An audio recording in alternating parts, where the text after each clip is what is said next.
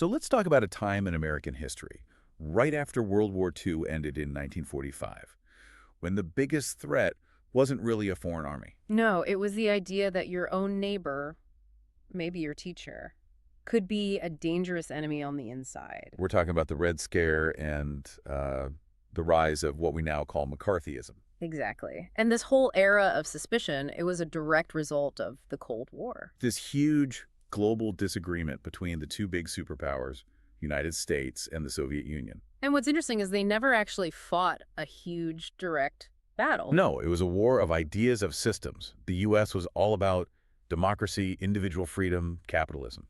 And the Soviets had a completely centralized communist system. They were polar opposites. And the biggest fear for American leaders wasn't just containing communism over there in other countries. No, the real anxiety was that it would spread here to the United States and completely change the American way of life from within. Okay, so let's unpack that. How does that huge international tension turn into, well, panic at home? It creates something called the Red Scare.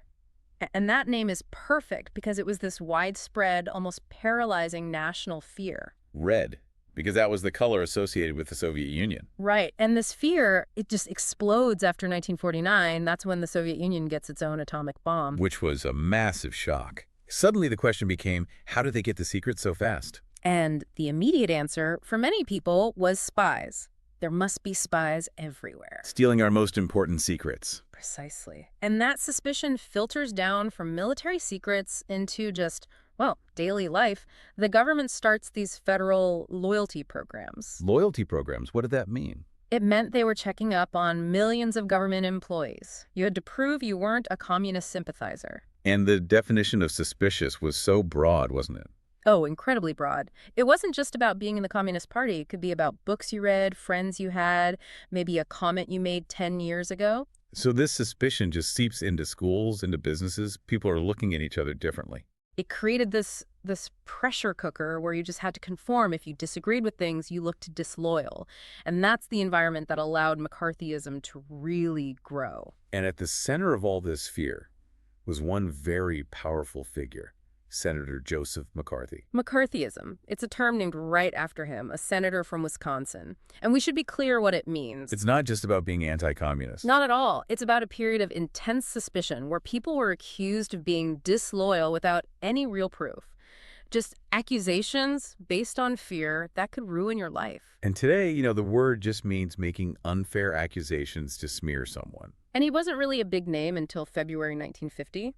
He gives a speech in Wheeling, West Virginia, and makes a claim that just throws him into the national spotlight. The famous list. The list.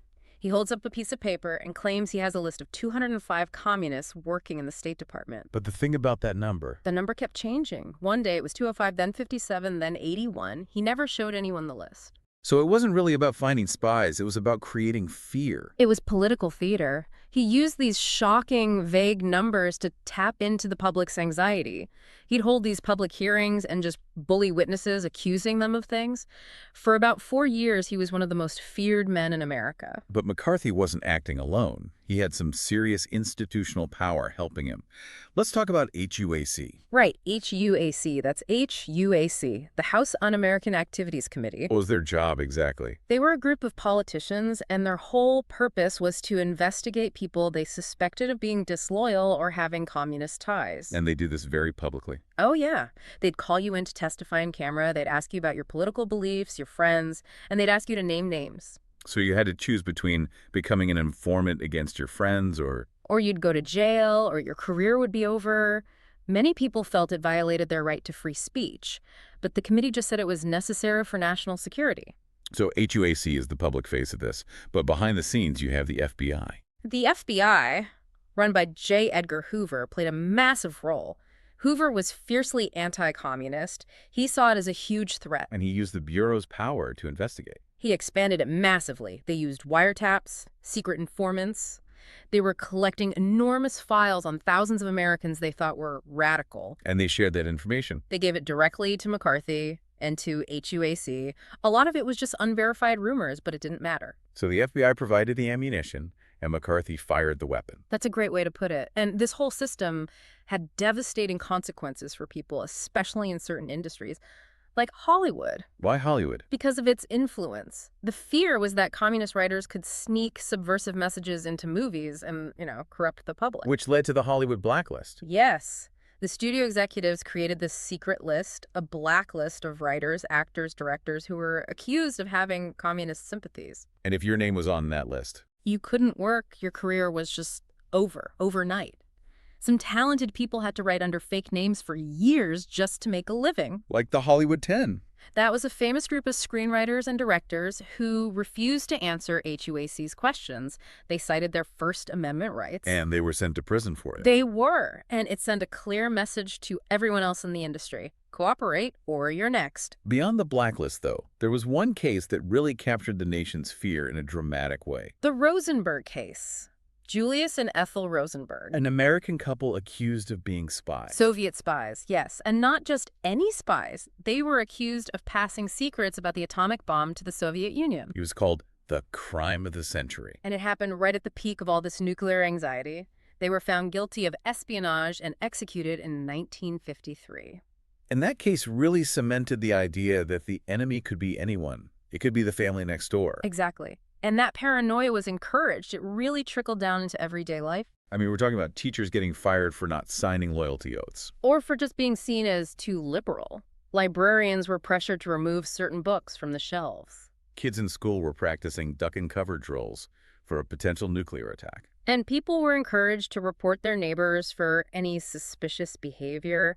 It really eroded the trust people had in each other. So this whole culture of fear was built up, and McCarthy was at the very top.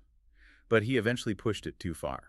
He did. His downfall was surprisingly fast, and it happened on live television. It was 1954, and he decided to investigate the U.S. Army.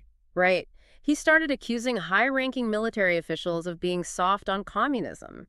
And this time, the hearings were broadcast on national TV. So for the first time, millions of Americans could see him in action for themselves. And they saw his tactics, the Yeah. bullying, the shouting, the aggression. He came across as a bully, not a patriot.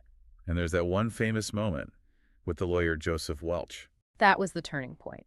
McCarthy attacked a young lawyer on Welch's team, and Welch just looked at him and said that now famous line. "Have you no sense of decency, sir, at long last? Have you left no sense of decency?" And in that moment, the whole thing just collapsed. Yeah. Public opinion turned against McCarthy almost instantly. The Senate formally censured him, criticized his behavior, and he lost all his power. So when we look back at this whole period, what's the lasting impact? I mean, the biggest legacy is that it showed how easily fear can be weaponized to chip away at civil rights. It's a permanent warning about the danger of accusations without evidence. The Supreme Court did step in later to protect people's rights to free speech and association more strongly. But a lot of the machinery of surveillance, the wiretapping, the focus on internal threats, a lot of that became a permanent part of our national security system. It's strange, though, because for all the fear and paranoia of the 1950s, it was also a time of incredible progress. A complete contradiction, right? That same competition with the Soviet Union that fueled the Red Scare also fueled the space race. It led to massive investments in science and technology, jet planes, nuclear energy. Culturally, too. Television became central to family life. Rock and roll music was exploding. People were moving to the suburbs. So it's this bizarre mix of anxiety about the future and this real tangible prosperity and innovation happening all at once. It's a great reminder that history is never just one thing. It's always complex. Looking back, it's really a powerful lesson about the balance, that constant push and pull between national security and protecting individual freedom. And a reminder that demanding evidence and facts, especially when people are afraid, is absolutely critical. Good luck with your studies.